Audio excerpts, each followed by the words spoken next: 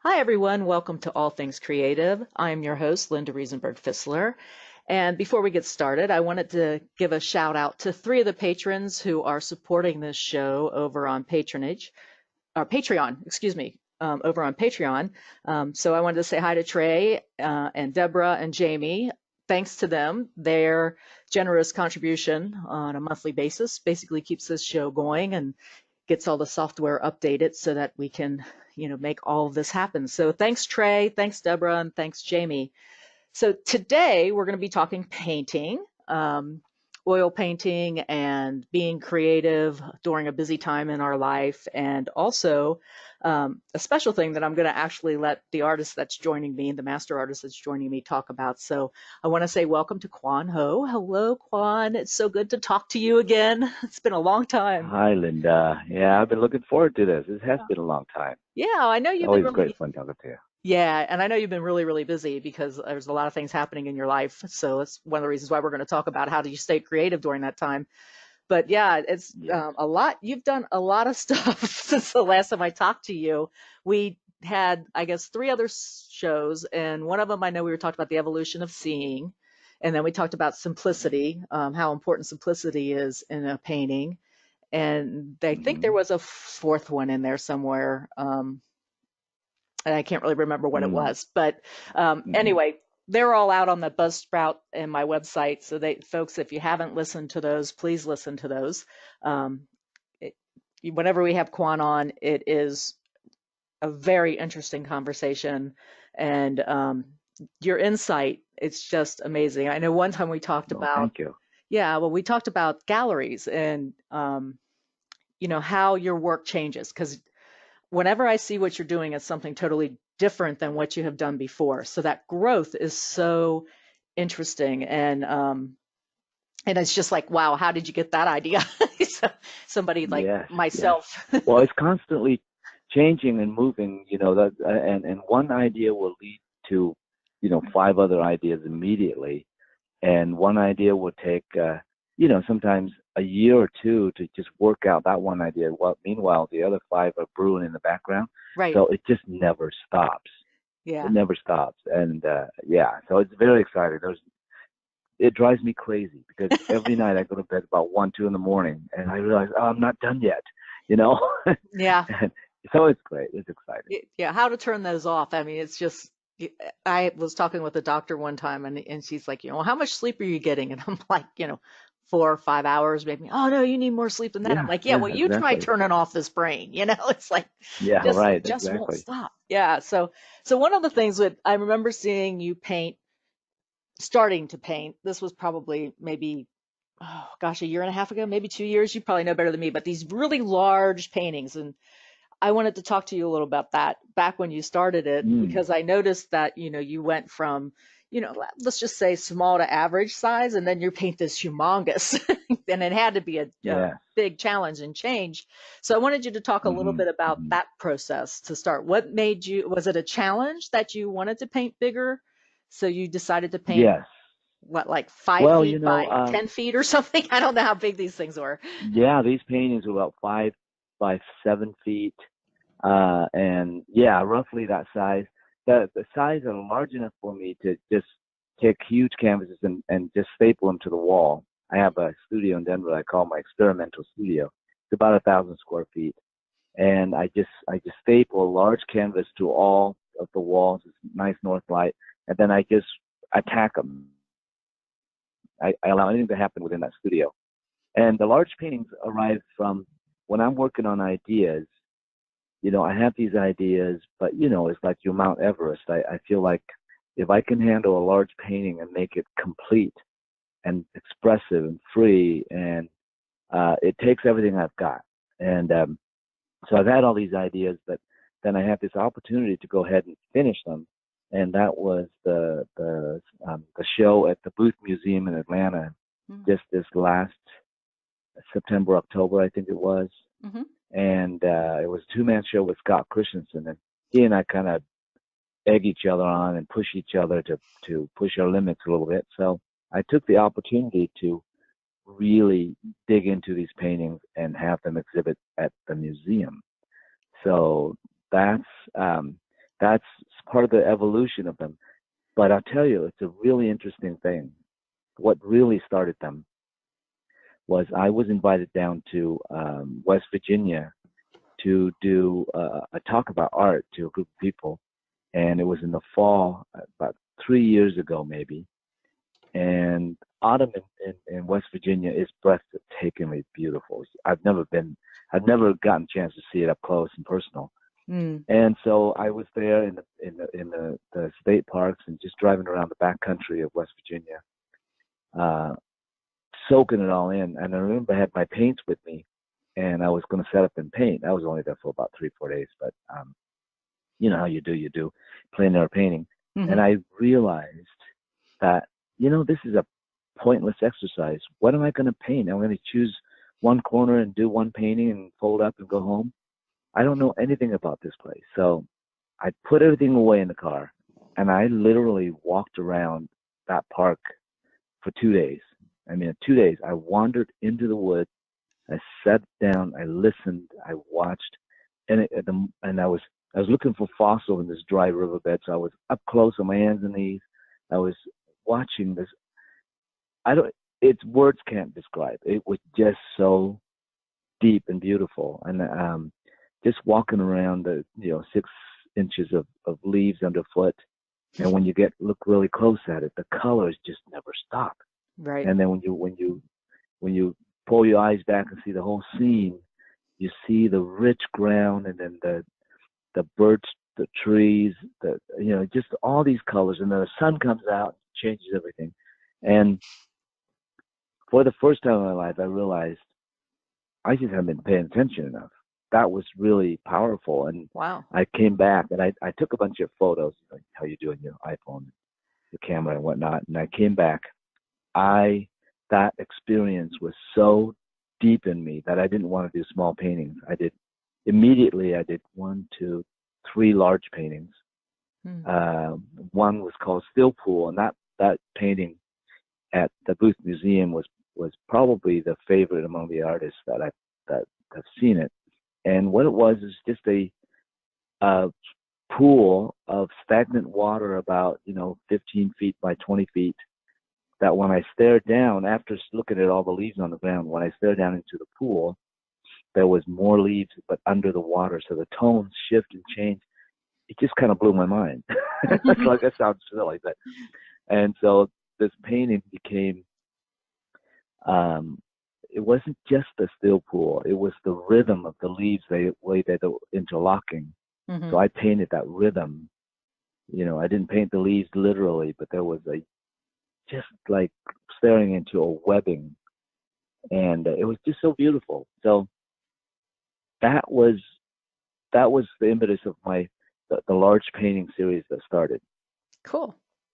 So I guess I had like a couple thoughts when you were talking, and one of them was you're talking about everything in so much detail. And of course, when we teach, we always talk, larger shape, breaking it down to smaller shapes. So were you observing that way, where you saw the larger shape and then you were breaking it down to smaller shapes to find all those intimate interwoven locking of color? Or Yeah, great question. Are you telling? Well, yes, I certainly do that in my painting, but my mind is so trained after all these years to see both the microcosm and the macrocosm all at the same time. Okay. So I don't get lost in the detail and miss out on the big point of whatever I'm doing. So in other words, I always see the context of everything all at once, immediately, and then I see within that how all the details fit into it. Yeah. But the details without the context is lost. You can't. Do you know what I mean by that? So the detail, for example, if I'm sitting in the forest like that, first of all, it has to be understood if the light and shadow situation or not. Is the sun out, or if the sun's not out? Because if the sun's out, the detail in the forest can't be painted the same as when the sun is not out, because they're in two different contexts, And so that's what I'm doing, is when I when I'm sitting there on a log staring at this thing, I'm feeling all the subtle vibrations of color and movement from one edge and one value moving into another and moving, and then where are the accent points in this whole landscape that creates this visual stimulus in front of me, and I'm soaking all that in, but I never forget what the overall flash of information is.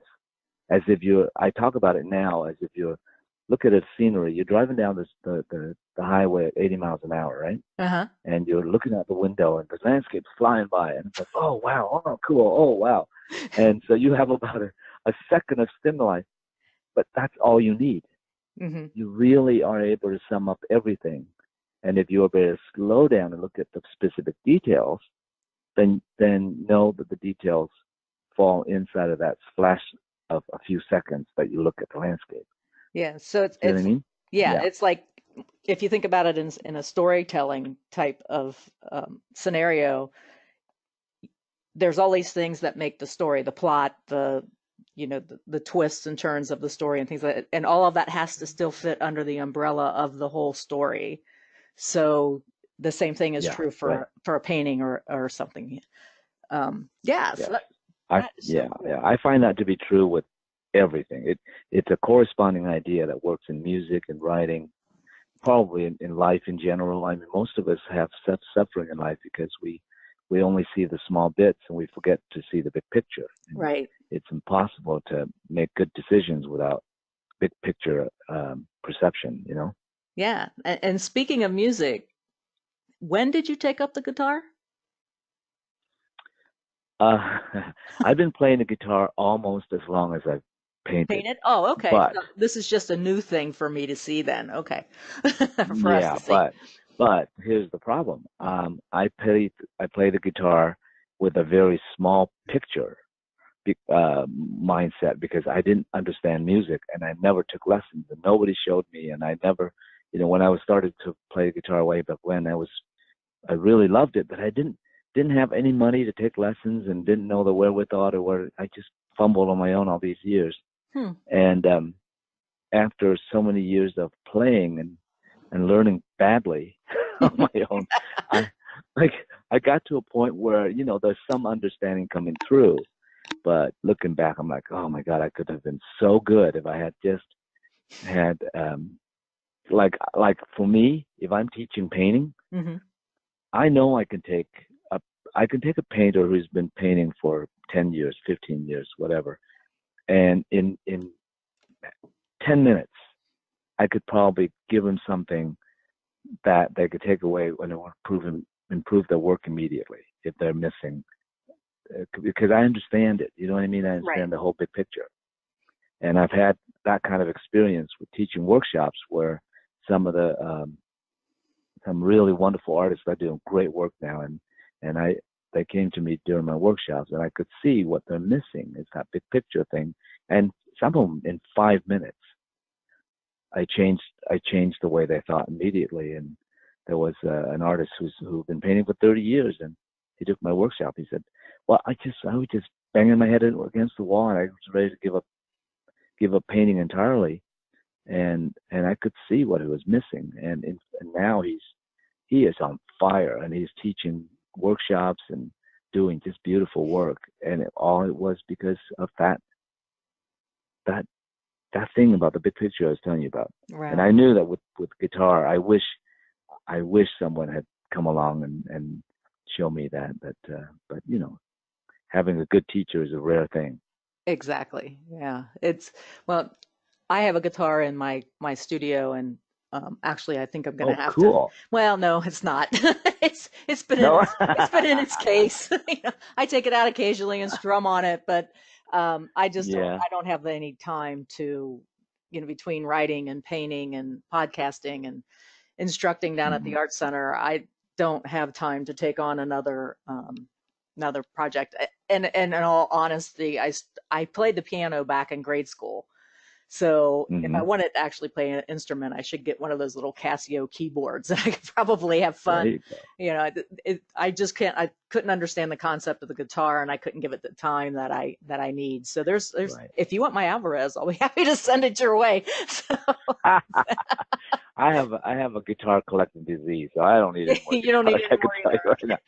Yeah, I have a I friend. appreciate it though. I have a friend who's a musician. He plays with Manhattan Transfer, and I was Oh talking to him wow. the other day, and he's like, "Yeah, I went down to my storage area." He says, "I've got like 1,000 guitars," and I'm like, "Oh, come on, Wayne, you're exaggerating." He goes, "No, seriously, I have like 1,000 guitars." And I was like, "Okay, Wow. yeah." So you got to watch that disease. So, I know. I know. I believe him. I totally believe him. I love them though. They're wonderful. yeah, they are nice. I enjoy listening to guitar playing and stuff. Yeah. So anyway, let's drop back to large painting. So you're into this, 5 foot by 7 foot large painting. I can imagine that Hmm. the process is completely different in that, at some point I'm assuming you were climbing up and down or maybe turning the painting upside down so that you could get to the top of the painting. Tell us a little bit about the process. Tell us about anything around like compositional changes that happen when you're painting, smaller and then go to these large canvases. How does the thought Yes. Yes. process Yes. change? Well, the way that I have them on the wall, I'm not a real tall statured guy anyway. So if I have to step on a little two-step ladder to get to the top, I do that. But for the most part, I staple them low enough I can get to them. Hmm. And but going from a small painting to a large painting, basically, it's the same thing. It's the design is most paramount. If I have a small painting that I really love, so that means I love the design, everything's working for it.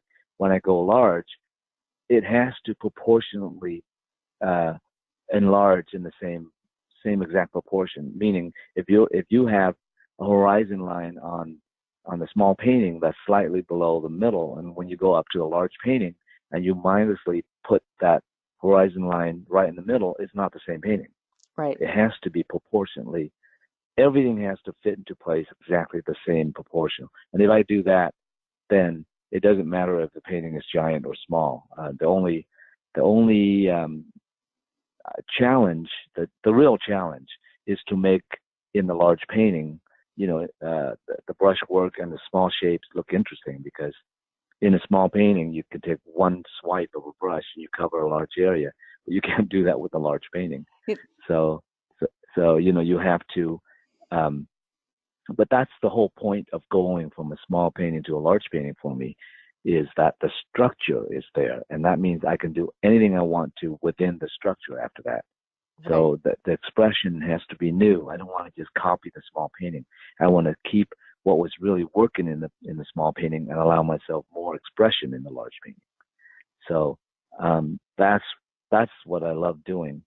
And these large paintings, for the most part, they they took me about a year and a half to 2 years each one of them to do. One of them took 5 years, Oh, wow. but because yeah, that's because I was working out visual problems. I was working out solutions and problems with each one that was so different than the next one, and because of that, after 2 years, I'm like, I get it now. So now I can't wait to get to the next one of each of those themes. Hmm. Um, and so, because it took that long to figure out, now it shouldn't take as long. But for one thing, for sure, because I know more, it'll be more expressive and it'll be more interesting, and I can dig deeper into it.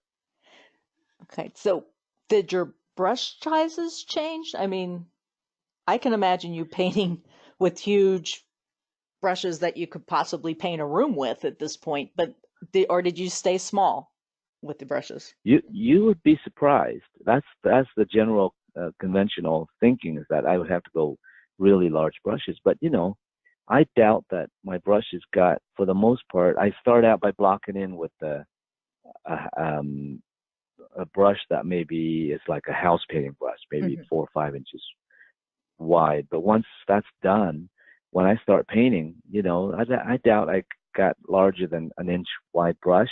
Okay. and number 10 brushes. Yeah, because the little bits and pieces are what bring the viewer closer and closer to the painting. For me, I want the viewer not to step back and look at it.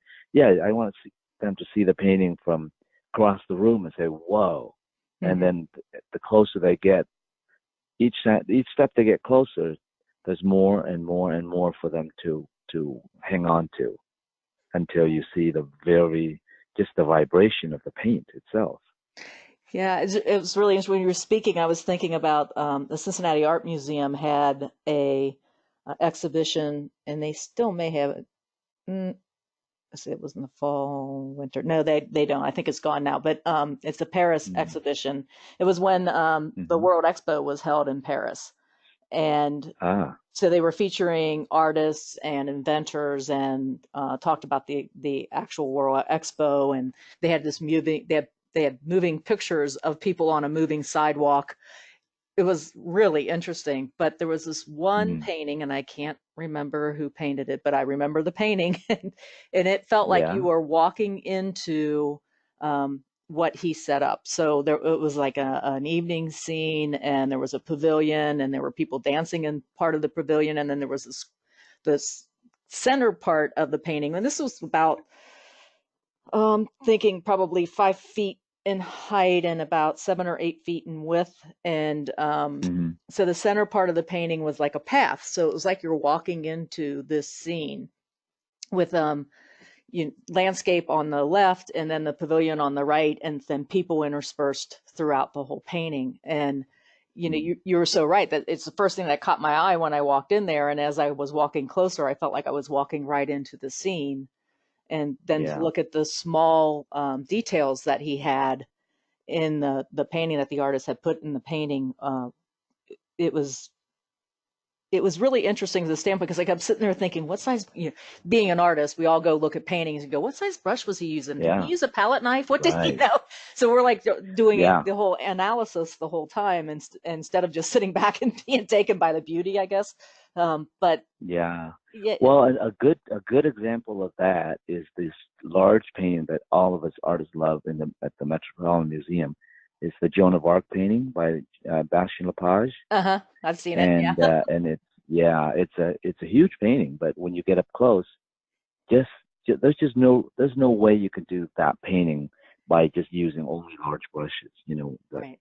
That essentially all the finessing has to be done with whatever you need to do. But um, yeah, so it may work in a very large empty space, when you use large painting or a large brush, I mean, to cover that space. But when it comes to nuances, you just can't do that with a slopping big brush around Yeah. unless you're just a stylized artist who do that kind of thing. But But that's not me. I dig deep yeah, well, into I a know, painting. and it pays off. I mean, your work is Thank you. gorgeous. I just every time you post something on Facebook, or I go out to your website to get inspired and look at your paintings, I just sit there with this, awe look on my face. It's like, yeah, maybe someday I'll get there, No. but so just need to take one of your Thank you. workshops, right? You'll tell me how to do it.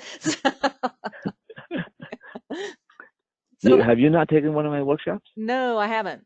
I've Yeah, been well, having. I'm sorry, I don't teach them that often anyway, but that's why I'm doing this made4artists.net thing that I'll tell you about later. But Yeah, yeah, we but can. it just I just don't have the time to do all that. But I thought Right. maybe you have. But okay, never No, mind. I was Go ahead. I think you were at a weekend with the Masters long time ago out in San Diego, and I Yeah. was broadcasting live, so I was kind of bopping in and out of everybody's workshops at that time, so that may be why you think Hmm. I was there. And then Okay. we were Okay. in Indianapolis together at the American Impressionist Society, and I think you were giving a That's right. and I saw you do the demo. But yeah, I Hmm. haven't actually taken a workshop from you. At that time, I was actually being mentored by Kevin and working with Kevin on Artist Mentors Online. So um, I see. Okay. yeah, so yeah, our paths crossed a lot. So Yeah. um, so let Yes. Yes. so let's take a few minutes.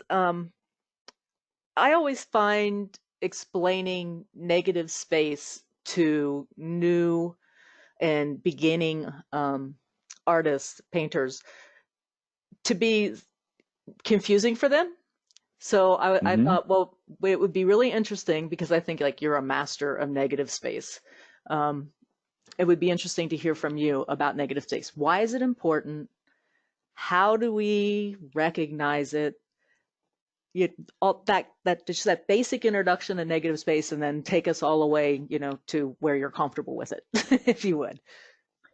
Yes, yes, yes, yes. Well, for that, it's such a good question because that applies to me only when you're a beginning artist, Mm-hmm. that you would even think in terms of Right. negative space implies a space that's just left over in some way to Right. me. And for me, there is no such thing as a negative space. It's all space. Every single space in a painting is a shape. And the reason why I don't say space is space implies dimension, right? Mm-hmm. Like three-dimensionality. And when I look at a painting, when I think about painting, I don't think about space. I think about shapes. Every shape is assigned a value or a color. And now the negative space, like the space that surrounds a face or a tree or whatever, is relative to that tree, it may be a negative space, but relative to the painting, it's not a negative space. It's equally as important as the tree or the house, the face, whatever it may be. I'm looking, I'm sitting here looking at a landscape in Pennsylvania, Mm-hmm. and just layers of trees, and I'm seeing the sky behind the trees. Mm-hmm. So if I'm only thinking about the trees, then the light of the sky coming through then is a negative space. But if I'm thinking about painting, each one of those light shape of the sky is absolutely a positive shape. I have to see them as individually, as beautifully, as lovingly as any other shape in the painting. And so negative space is just not it's just an implied idea, but it's not a very good idea at all if you're painting, because then you're not giving attention to the importance of everything. And on a philosophical note, vein along that line, for me, the more I grow as an artist and as a person, the more I realize that there's nothing in nature and life that is more important than anything else. It's all beautiful. It's all important. It's all interrelated. And so, uh, and so when I do a painting, I have that same attitude about every piece of color I put down. Mm-hmm. And I had an interesting conversation with a group of artists after the Masters show at the Samaguni Club, and how thoughtful and eloquent Sharon McGraw is. And there's a group of us sitting there, and somebody asked me, Quang, what do you think of, how do you think about background? And before I answered it, I deferred it to Sherry, and I said, well, Sherry, what do you think? Deflection. And it was a good move. And she said so beautifully, she said, well, background is what it implies. It goes back. Oh. And like, wow, what a good answer. It does go back, but Mm-hmm. she didn't say it was negative space. So she said it goes back. And I said, yeah. And, looking at your work and David LaFell's work and Rembrandt, and these artists who really paint a lot of depth and light, I see that I can totally see the background space working with the foreground space. And then I said, but for me, when I look at, it's interesting because when I look at Richard Schmidt's work, and I tend to think in this same way, the painting goes from side to side, not back to front. Mm-hmm. So his design takes you from one side of the painting to the other. And when it really works, there's a pattern involved that has nothing to do with background. It just kind of all connected, like all the darks connected in the painting. Mm-hmm. And do you see what I mean? Mm-hmm. And so he doesn't work with the background so much. But in either case, none of them really think about negative space. They think of taking space either forward and backward or across the painting. Mm-hmm. And I'm a kind of artist. I'm very interested in doing both, but mostly I'm structured in the sense that I take your eye from one space of the painting into another across the painting rather than front to back. Right. I guess in terms of negative space, I mean, I don't like that term either. So Mm. when I'm trying to teach someone that's a beginner or even some intermediate folks that are having some problems grappling with that is, I always say, you got to think of things of almost like a jigsaw puzzle. And you start out with like the 5-year-old jigsaw puzzle with the big pieces. And then you end up at, Yes, right, the right. 3,000 piece jigsaw puzzle where we're down to the infinite details, but yet you don't want to paint every leaf, to still think of shapes and Mm-hmm. not leaves or, seeds or Mm-hmm. at some point you're going to get to that, but that hopefully at that point you're thinking, how's light hitting that? What's that color? What's that value? Is it important? Those kind of questions, versus, Mm-hmm. oh, I have to make this look like a seed. so, so Right. we always No, go into yes. these type of questions. So I guess I don't really, one of my students had said to me, he's like, you don't teach negative space. And I'm like, no, I'm not negative. That's how I usually answer. I'm not negative. That's I'm all good. about That's good. positive. So we Yeah. kind of like joke about Why? it a little bit, but I tell them, I said, if you're looking at shapes, you really don't need space. You just need to understand the shape. And Yeah. we grapple Well, with I that. think I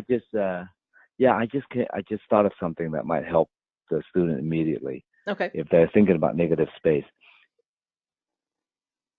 If you think about assigning the negative space, the so-called negative space, a specific color and a specific value that relates well to the so-called positive space, it no longer becomes negative, because the only time a space is negative is when there's no intention behind it. Mm. There's no real, you know what I mean? Uh-huh. But as soon as you put your intention by giving it a color or a value and a quality of edge and know how to, you need to know where it starts. Even with negative space, you need to know where the negative starts and where it ends and Mm-hmm. how it meets up with the next shape. That's all you need to think about. And Right. when you start doing that, you realize, oh, it's not a negative space. Yeah. There's a really beautiful Claude Monet painting of the lily pads, and it's just, the if you want to call it background is the water, and it's Mm-hmm, mm-hmm. reflecting the Yeah. blue sky above. And he's got probably, I don't know, 5 or 6 lily pads, but they're not, Yes. you know which one I'm talking about? He has the Yeah, I red do. lilies and, there's just, and I actually to kind of, because a couple of the people I was teaching were, really tripping over this negative space. So I just like pulled up that painting and I just said, okay, we're going to walk through this painting. It's going to be like reading a book. We're going to walk through this painting.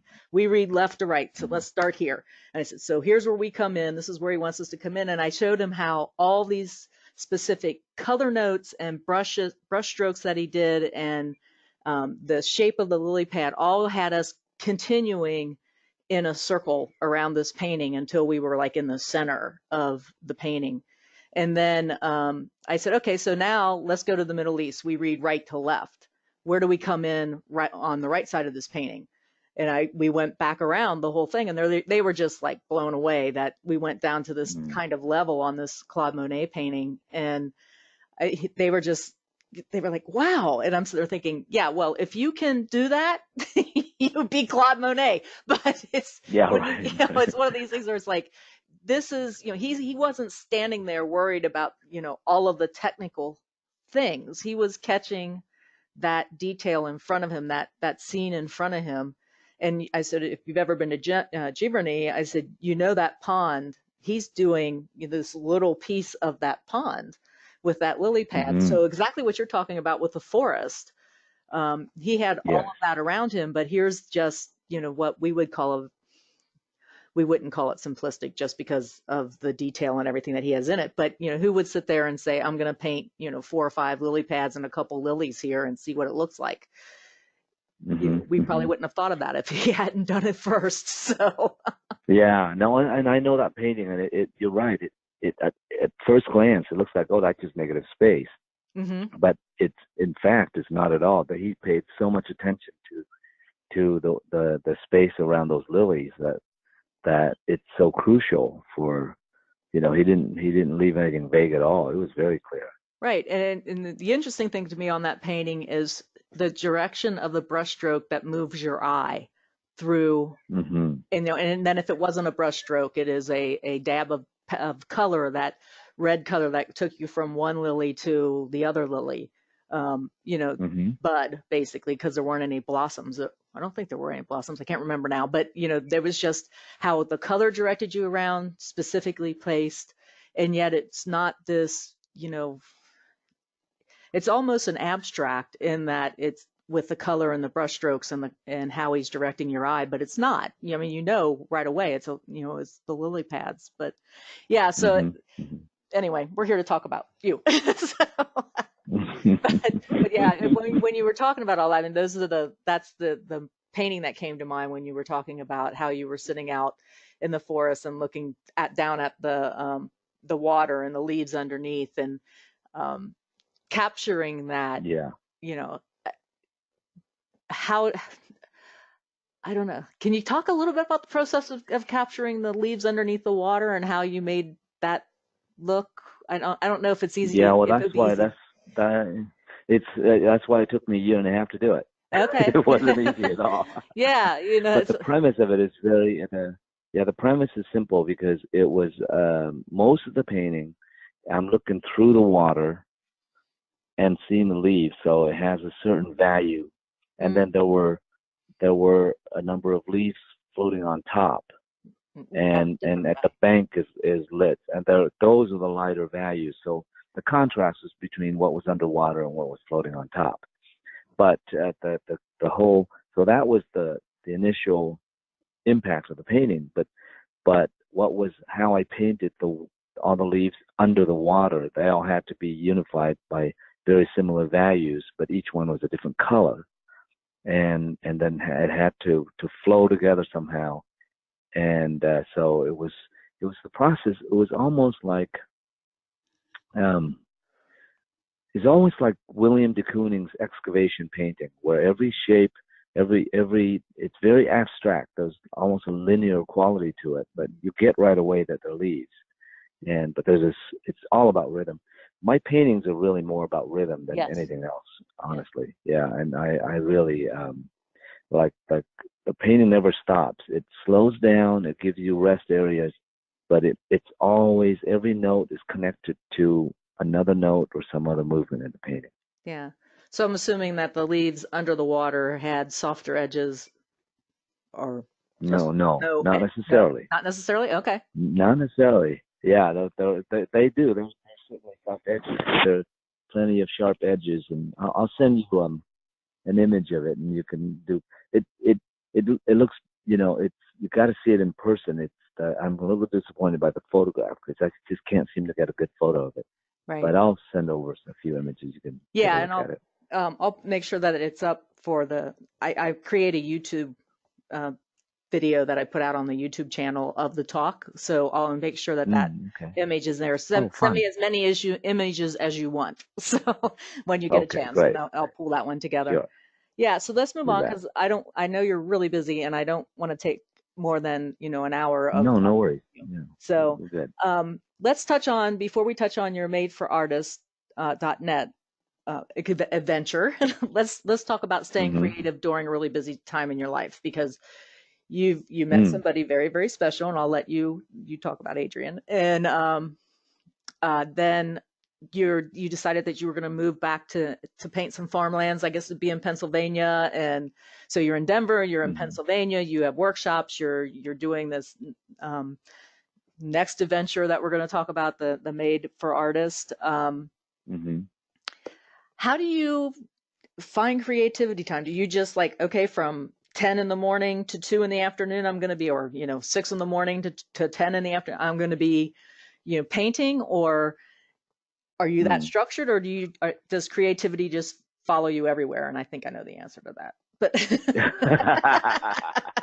because I know what I do. So Oh, yeah. No, every waking hour is creativity time for me. and painting is only part of it, Right. And yeah, no, I'm staring at. I have so many ideas now that I'm spending half the time in Pennsylvania, half the time in Denver, Hmm. and out here I'm building some studios. We have to cut down 10 trees. Some of them are walnuts, some of them are cherries, Oh yeah, you did that too. and I, yeah, so I couldn't. I didn't have the heart. Most people just cut these trees up and burn them for firewood. Like, no. So I had them. I had a guy come in with a mobile mill and milled up some boards for me, a bunch of boards. So I'm playing with making stuff out of these beautiful wood for the first time in my life. I'm not a carpenter at all, but and then just going down that path alone just starts to fire my imagination for all kinds of other things. Right. And I really haven't started painting the farmland very much yet.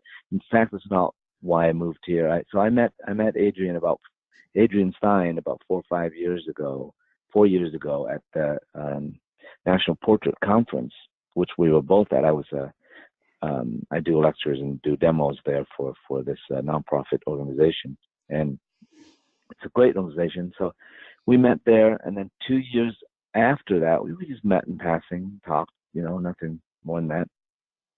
She came. She's coming home from a wedding in Alaska. She lives in Pennsylvania. She's from here, and she said, "Hey, can I come? Can I come see your studio? I'm just stopping in Denver on the way home." And I said, "Sure." So we went out and had a drink and talked. And about 2 years before that, though, when I met her in at the Portrait Society, I understood that she has a boyfriend in New York somewhere. So that's fine. But so we were talking, and I said, "Well, how's New York? How's everything?" And she says, "Actually, I haven't been to New York in a couple of years." I'm like, "What? Why?" She said, "Well, I broke with my boyfriend a couple of years ago." I'm like, "What?"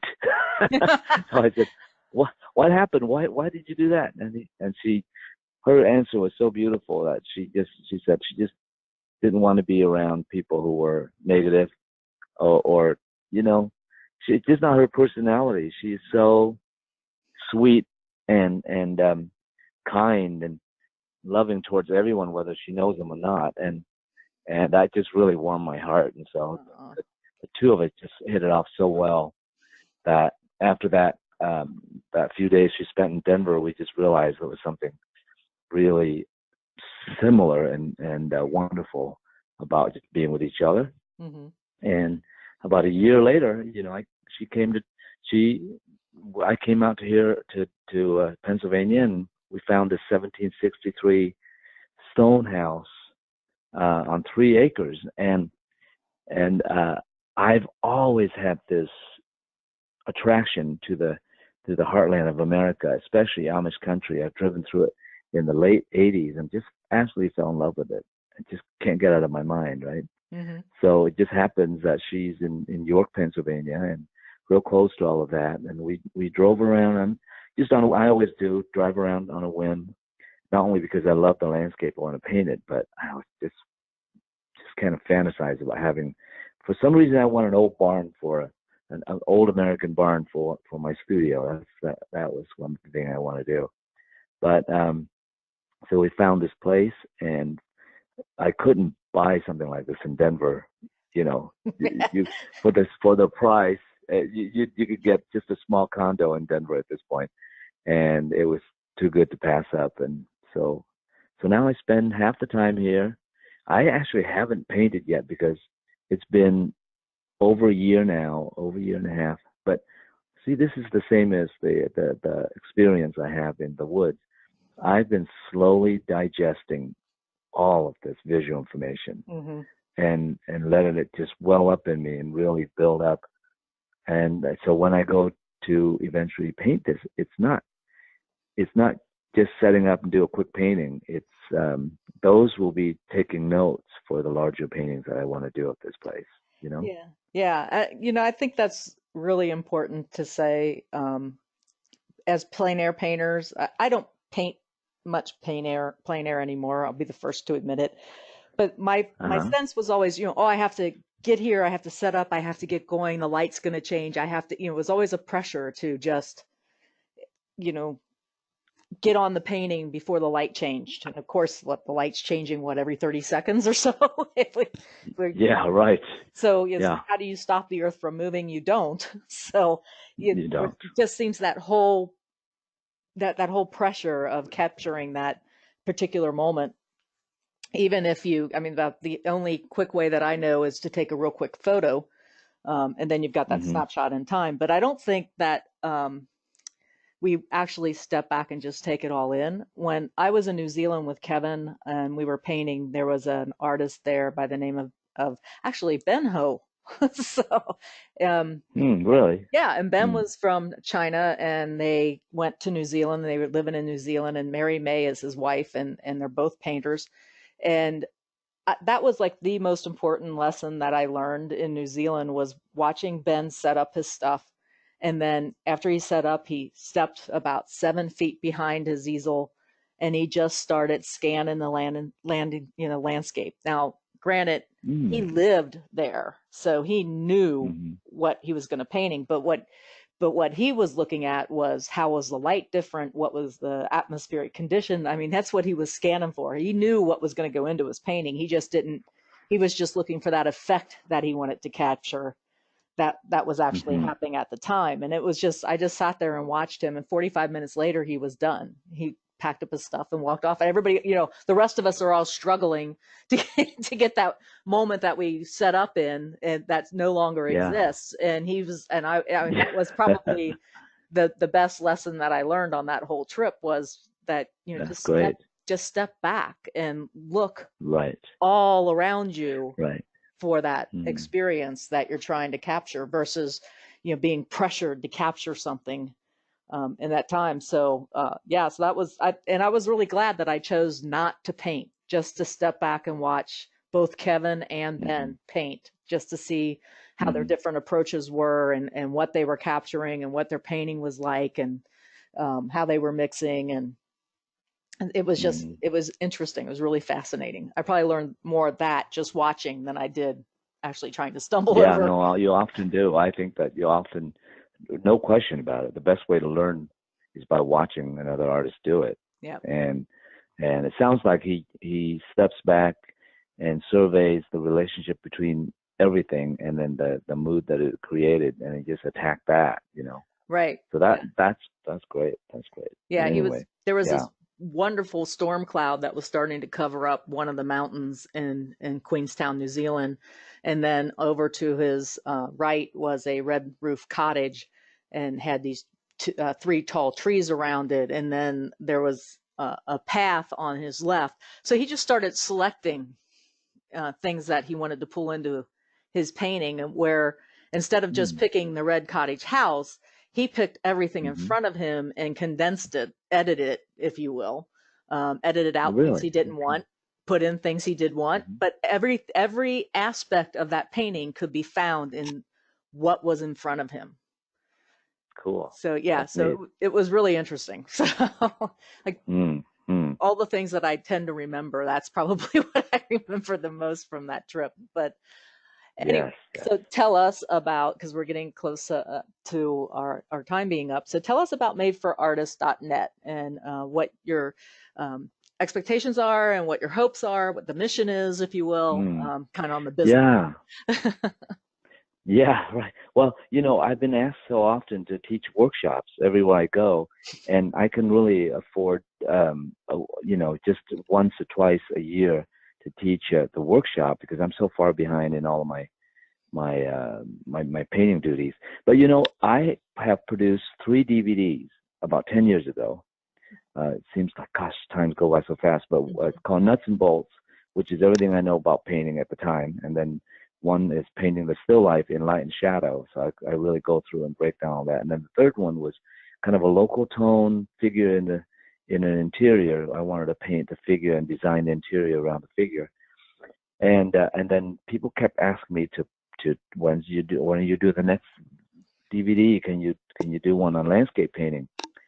And I was trying to do it the last 3 years. I just don't have the time to do it. And then I have a young artist who came to Denver to kind of study with me, and he, how young people are really whizzy about tech stuff. And he said, "Well, why don't you do kind of an online class you could do, let people stream and this, that, and the other. And he's got these big ideas, and we hashed it around for a year or some time. I don't remember how long, but we came up with this concept called MFA, MadeForArtists.net, and so what I've done is taken all my DVDs that I've made, and now it's on there, and it's like $30 a month. So it's like, and if you bought all those 3 DVDs together, they're about 300 something. Mm-hmm. So you can stream and watch them.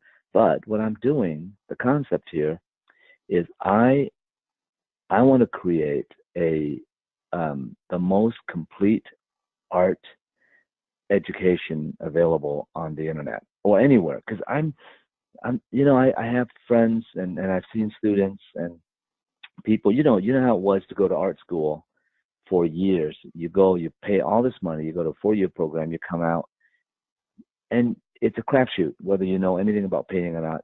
Normally you don't. And then I even have Masters of Fine Art students come to me after a master's program, and they don't know anything about painting, much less art. And it's like, what in the hell? And they are owing,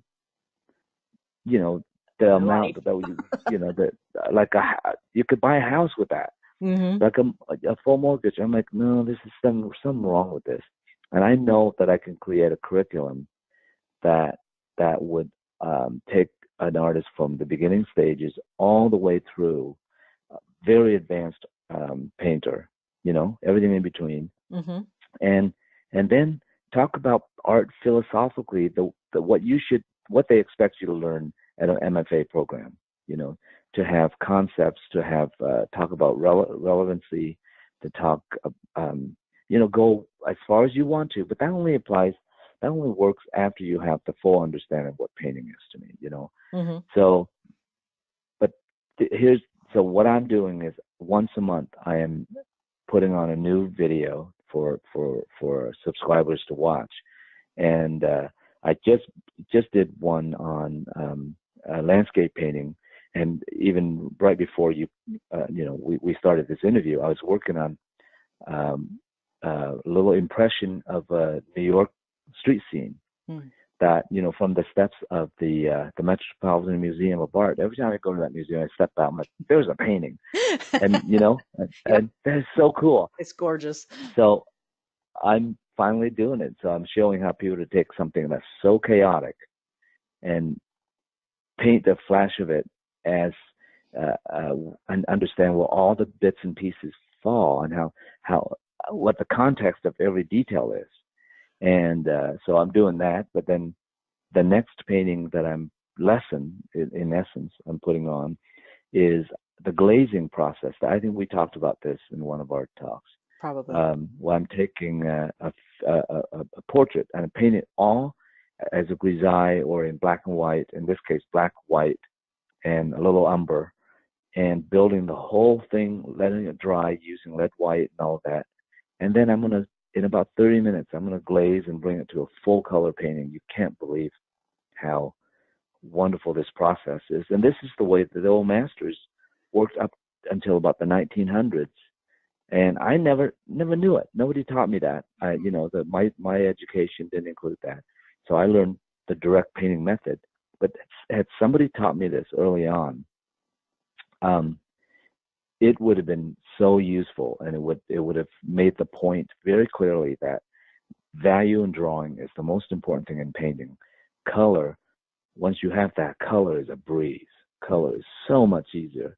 But most artists, when they learn to paint, they go backwards. They start with color, and then they struggle with when you struggle with value in drawing, color is a nightmare.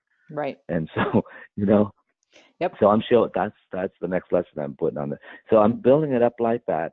So by the time I'm done, you understand Van Gogh, you understand Picasso, you understand Jackson Pollock, you understand Rembrandt, Monet, everything. So you should be able to talk about any artist and have a clear understanding of what they're going after, and to be able to paint just like them if you want to, if you understand what it is, Yeah. So I'm really excited about it, actually. And I don't know what it's gonna. where it's going to come to. But my friend Foster, who's my young student, who's the one with he has a much bigger concept than just that. Mm-hmm.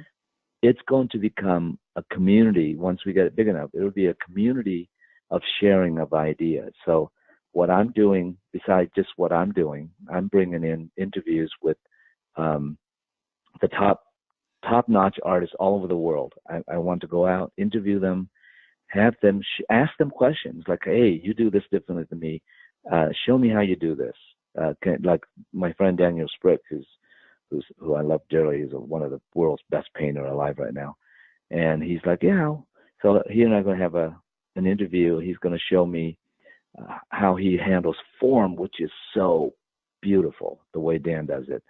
And we're going to sit down and talk about art. I'm going to talk to my friend Scott Christensen, Ron Hicks, Lori Putnam is an ex-student of mine who we love each other dearly, and I want her sense of color is wonderful. Even though she learned certain things from me, her sense of color is not something I taught her at all. So I want her to share that. But many artists I'm lining up right now. It's going to take time. Right. But I know that what I'm doing is I'm offering what I've got first, and then I'm venturing out and pulling all these little ideas in. But what Foster has done is cool. He's going to take what he's going to do. It's going to become sort of like any artists are going to be able to load their videos, like what you're doing here, this podcast. You could become part of the community, share it, and if you have videos, you can share that. And we're going to be able to keep track of. We're building the software to do this. So it's kind of like YouTube. You know how they can tell how many views are being taken. Mm-hmm. So if an artist like yourself, who have a certain amount of following, if you put your videos on there and people come on there because of you, we could keep track of that. But also once it's on there and the community sees that what you're putting on there is very useful and you get a lot of views, we'll be able to keep track of that too. And the concept is we want to profit share with all the artists on the community. Yeah, So we're taking.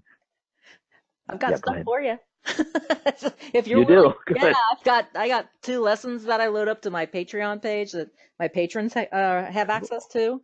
2 complete courses, 4-week courses that I have pulled together with learning how to paint from brush to palette knife is what it's called. So I have that out there. But cool. what I can offer you that would be no problem, and you can your critiques would be more than welcome as well. But also absolutely would love for all of the art chats that I've done with you and other artists, if you're interested, could also reside in there if you would like. The whole reason why I started this podcast was to talk with people like you, and the concept started with, if we could have had an hour of Claude Monet's time where we sit down and talk about painting and how he paints and how he sees, right? How many times would we listen to that? So this sounds very much like in the same vein as that's why I did this, was for historical purposes, that we actually would have master artists from today or any artist from today on tape talking about their process and talking about how they're thinking about painting. And so that's why I've been doing it for the last 7 years. So.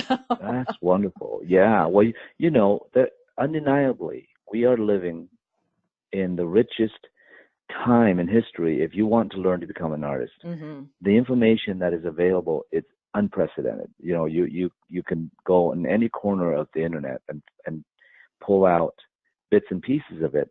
But how wonderful it would be to just go to I know, because of what I know about painting and what I can pull in, I know I can pull in the most complete thought from abstraction all the way to realism and everything in between. I can explain any kind of artwork to anyone. And so why don't I put that into one spot and then actually have artists who are experts in each of the field to come and share their thoughts personally too. And then when you have what you have and you on there, it becomes an amazing resource for anyone. It's going to take time because we are, to build the software. I'm so naive about this. I thought, Yeah, oh, you just put it on the internet. I'm not. I'm a coder. It's a, I code at my own website. I know what coding's like. oh, you So do. yeah, I was a You software do? project Oh, manager. Yeah. So for Procter and oh, Gamble. no way. Yes. I Oh was the my business gosh. Well, side maybe of we it. need to talk to you. Yeah. Hey, Yeah. let's talk. Let's talk offline so we Yeah, don't bore everybody. absolutely. But We may have to talk to you. yeah, Cool. yeah, absolutely. Yeah, yeah. Well, you could see then, Would you can love to see work with how you. that's something like that would be so much fun. Yeah, would love to So work with you guys. So we'll figure it out. cool. You have my phone number. I have your text and phone. So yeah, let's have a Yeah, conversation yeah. offline. But this sounds wonderful, Yeah. Quan. I can't, you know, Thanks. the whole idea behind it, is the capturing of the techniques, our lifestyle, what we live for, what we want to do. It as being the Hmm. impetus for it, I think is just, it's, I always saw it as a void out there. And, like we started with Artist Mentors Online. And as with all artists, we changed and kind of went into different directions, and that's Yeah. okay. There was nothing wrong with that. I Mm. appreciate Kevin and all of his time that when we were starting to work on Artist Mentors Online, and it was Mm. fun. We did actually, the time consuming thing, and I don't know if you wanted to get into this or not, but the time consuming thing for Kevin was coming up with the lessons. Number one, this was way before, we're talking 2006, 2007. So the internet wasn't as far along as it was now. So a lot of it Hmm. had to be Hmm. hand coded, but we actually had lessons, and we had 12 to 15 students that we worked with individually. Hmm. So there was critique time, and there were, different things like that. Certainly, I look at the folks that were in those programs. I look at their work online and on Facebook, and that you could tell the growth that they've been on, and how that spearheaded it. So you're not are you Yeah. looking at Yeah. you're not doing individual critiques and lesson things. This is just kind of online. You're demonstrating it. It's a resource for folks to look at and learn from. Is that correct? That's right. Okay. That's correct. Yes. It's, it's a basic, for $30 a month, you could really watch as many videos you want. And over time, we're going to have probably hundreds, if not thousands. But then it'll be a whole community of sharing. But everyone has asked me about critique.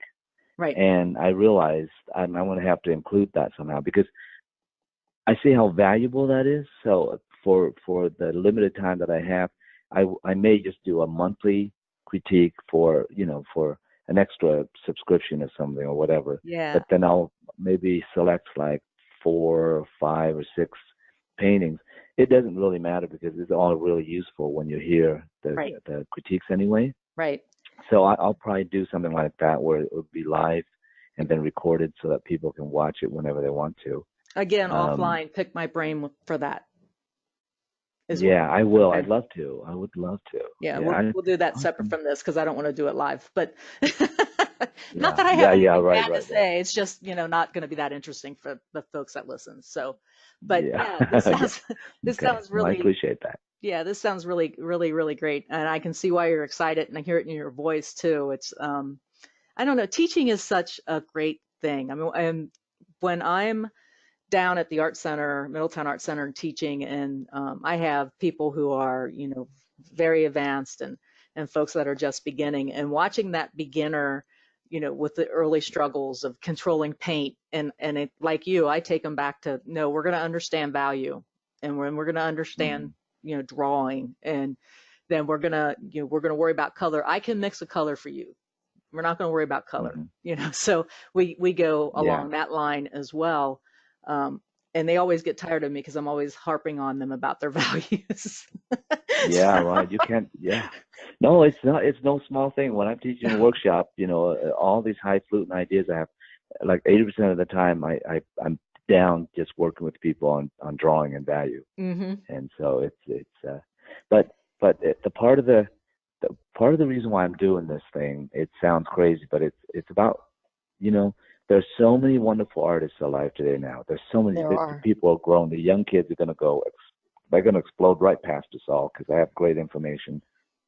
And it's time to really share ideas. It's time to You can't. It used to be that artists hide in their little corners with the precious secrets of painting, and they have to be very careful because they're afraid that the information will be, somebody will take it and do it better than. Well, you can't do that anymore. Mm-hmm.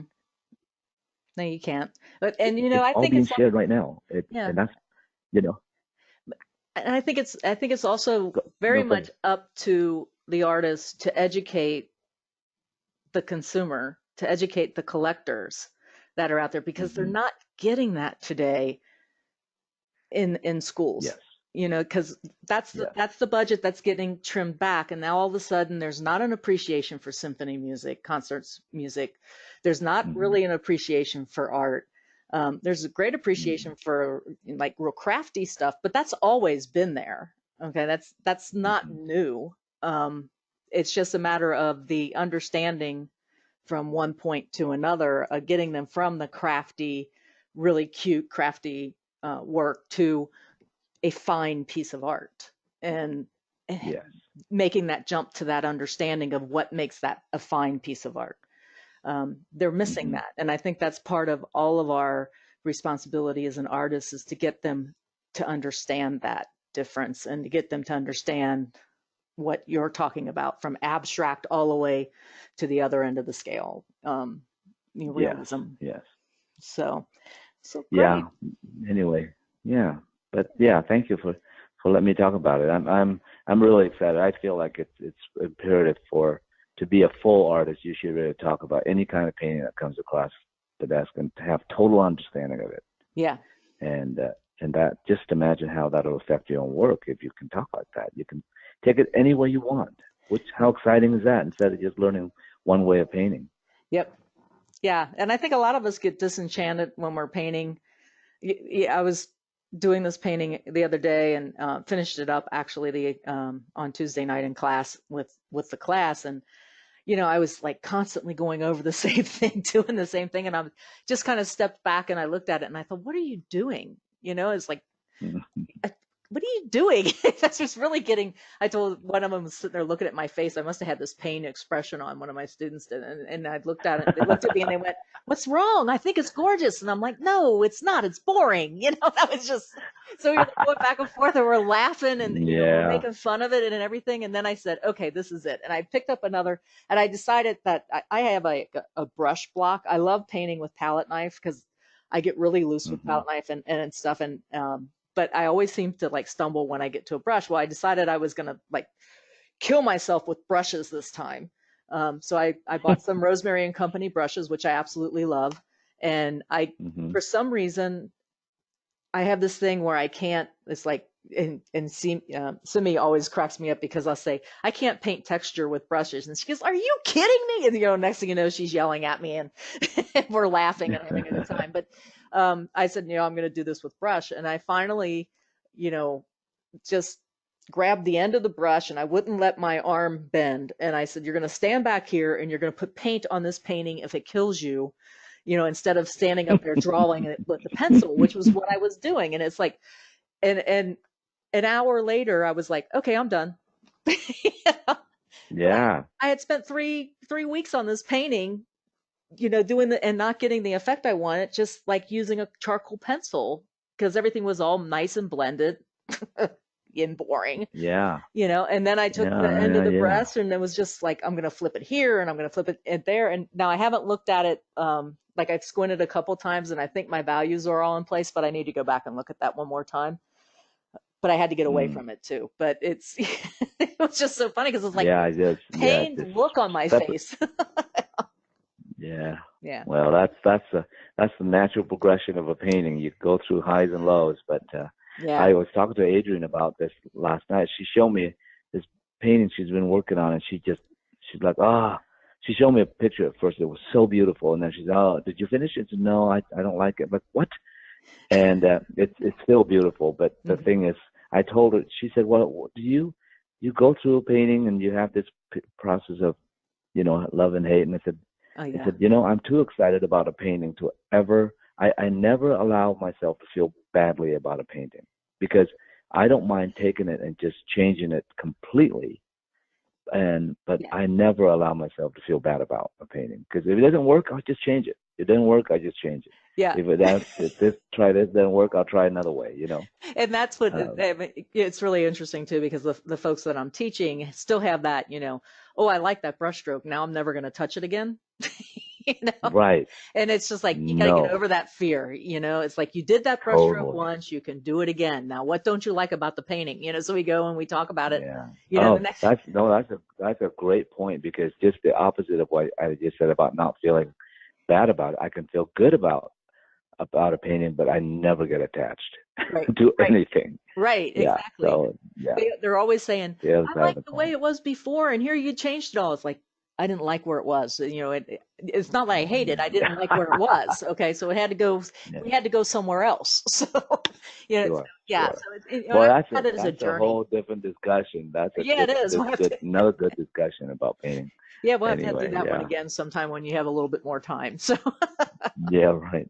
so anyway, Quan, I've taken a lot of your time this afternoon, but I appreciate it. I Oh always no, enjoy our enjoyed it. I always enjoy our conversations, and hopefully I'll hear from you offline, and we'll have some other talks about the made for artists.net. When is it coming up? When is it out there now?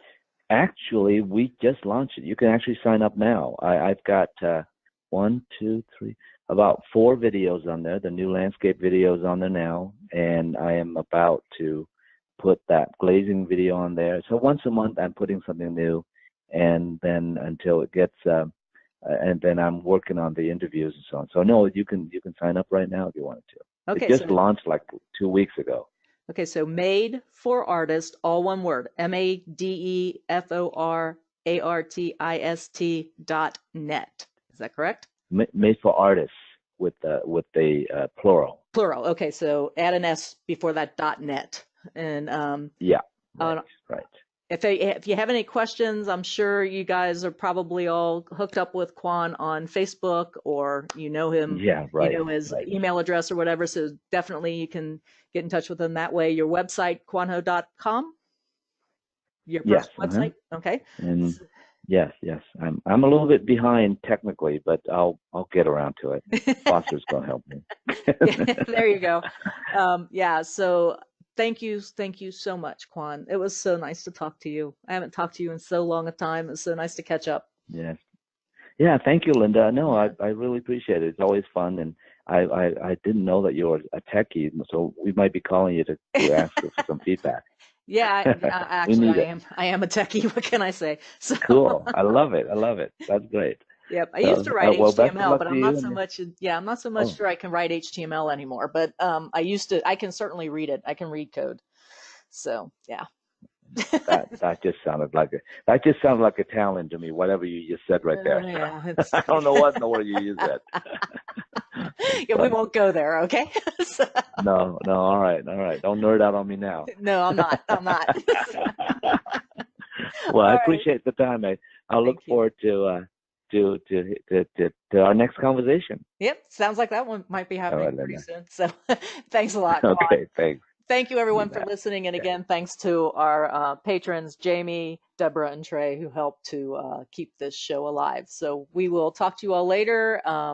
I will probably put out the track paper that I presented at the Representational Art Conference. Hopefully, we'll get that recorded in the next couple weeks and then out here as well. So thank you all for your support and for listening, and we'll catch you next time. Thanks for tuning in to All Things Creative. Bye for now.